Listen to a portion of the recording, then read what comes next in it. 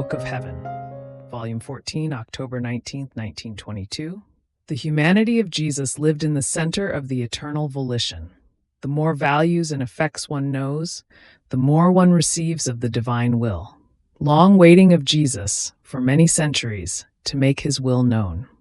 Continuing to remain all abandoned in the arms of my sweet Jesus, I felt all immersed in his most holy volition, finding myself as though in its center. Then on coming, he told me, "My daughter, my humanity lived as though in the center of the eternal sun of my divine will. And since rays started from this center, which carrying my immensity with them, enveloped everything and everyone, my operating, starting from this center, was as though an act for each active creature, each word as though an act for each word, each thought as though an act for each thought, and so with all the rest. And as it descended, it ascended again into its center as one single act, carrying all human acts with itself in order to redo them and reorder them according to the will of my Father. Therefore, only because my humanity lived in the center of the eternal volition was I able to embrace everyone as one single act, in order to accomplish with decorum and worthy of me the work of redemption. Otherwise it would have been an incomplete work and unworthy of me. And just as the split of the human will from the divine was all the evil of man, so the stable union of the will of my humanity with the divine was to form all his good. This happened in me as though naturally. Look at the sun. What is it? A ball of light, and it diffuses this light equally to the right, to the left, to the front, to the back, above, below, everywhere. The light of many centuries past is the same as that of today. Nothing has changed, neither light nor heat. And the light of today will be that of the end of the centuries. If the sun had reason, it could tell of all human acts. Even more, it would keep them within itself as its own property, having been itself life, effect, and cause of each act, and this as something natural to it. Now all this happens for the soul who lives in the center of my will. She embraces all, and no one escapes her. She acts for all, and omits nothing. Together with me, she will do nothing but diffuse herself to the right and to the left, to the front and to the back, but in a simple and natural way. And as she operates in my will, she does the round of all centuries, and for all human acts, she elevates her act in a divine manner by virtue of my will. Listen, my daughter, regenerated in my supreme volition, to what I want to make of you and in you. I want to repeat what my humanity did in the divine will, but I want your will united with mine, so that you may repeat together with me what I did and still do. In my will there are all the acts that my humanity did, both external and interior. Of the external acts, it is known more or less what I did, and if the creature wants to, she can unite with me and share in the good I did. And I feel contentment because I see my good in the midst of creatures as though multiplied by virtue of the union they form with me.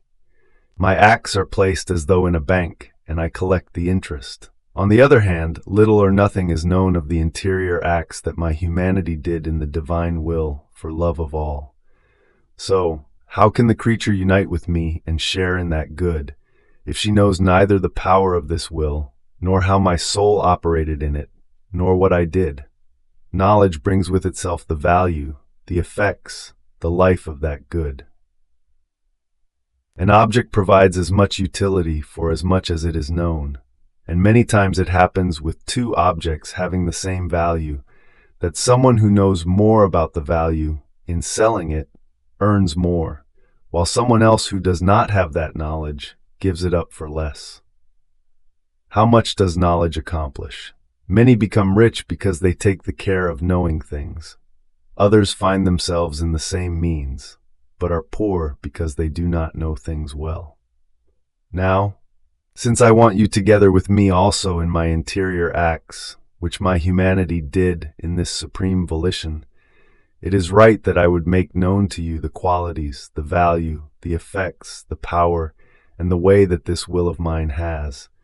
And as I keep manifesting them to you, I open between you and me the participation in that which I make you know. Otherwise, why would I say it to you? Perhaps to give you simple news? No. When I make something known, it is because I want to give. So, as many values and effects as you know, so much have I given to you.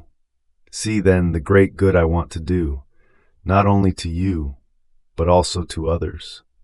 In fact, as the knowledge of the living in my will makes its way, it will be loved more, and love will make them absorb all the good which the knowledge, as prolific mother, has delivered for them. I am not the isolated God, no, I want the creature together with me. My echo must resound in hers, and hers in mine, so as to make them one. And if I have waited for so many centuries to make known my will operating in the creature, and hers operating in mine, almost elevating it to my own level, it is because I had to prepare and dispose the creatures to move from minor to greater knowledges. I had to act like a teacher who had to teach the vowels, the consonants, and then move on to compositions. Until now, nothing but vowels and consonants was known about my will. It was necessary that I move on to compositions, and this will unfold for me the life of my will. The first composition I want from you. If you are attentive, you will do it well, so as to give me the honor of an essay given to you by your Jesus, the most noble essay, the essay of the eternal will, which will bring to me the greatest glory, and forming the connection with creatures, will make known new horizons, new heavens, and new excesses of my love. See, in my supreme will are all my interior acts, which my humanity did, as though in waiting to come out as messengers to put themselves on the way. These acts were done for creatures and want to give themselves and make themselves known, and since they cannot give themselves, they feel as though imprisoned, and they pray, they implore my will to make them known, so as to be able to give the good which they contain. I find myself in the condition of a poor mother who has held her child inside her womb for a long time, and as the time comes to deliver, if she doesn't, she agonizes, she anguishes, and heedless of her own life, at any cost she wants to give birth to her child. The hours, the days of delay seem years and centuries to her. She has done and disposed everything. There is nothing left but to deliver it. So I am, more than mother, for many centuries I have held within me, more than child, all my human acts, done in the sanctity of the eternal volition, in order to give them to the creature. And as they give themselves, they will elevate the human acts of the creature into divine acts, and will adorn her with the most beautiful beauties, making her live with the life of my will, giving her the value, the effects, the goods which my will possesses. Therefore, more than mother, I agonize, I anguish, I burn, for I want to deliver this birth from my will. The time has come, there is nothing left but to find one who would receive the first birth, so as to continue with other births in other creatures. This is why I say to you, be attentive, enlarge your heart to be able to receive all the value, the effects, the knowledge that my will contains, so that I may place the first birth in you. How much joy you will give me! You will be the beginning of my happiness upon earth. I could say that the human will render me unhappy in the midst of creatures, and my will operating in the creature will restore my happiness.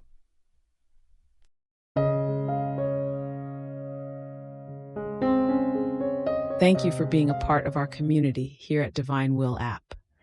If you enjoy listening to Jesus's lessons on how to live in the divine will, please give this video a thumbs up. Your likes help us reach more souls yearning to live in the kingdom of the divine will. We'd love to hear your thoughts and reflections, so drop a comment below. Your insights not only enrich our community, but also inspire others on their spiritual journey. And don't forget to subscribe to our channel. By joining us, you're helping to spread the news of the kingdom of the divine will, so that together we can bring His kingdom to reign on earth as it is in heaven. In the divine will, always.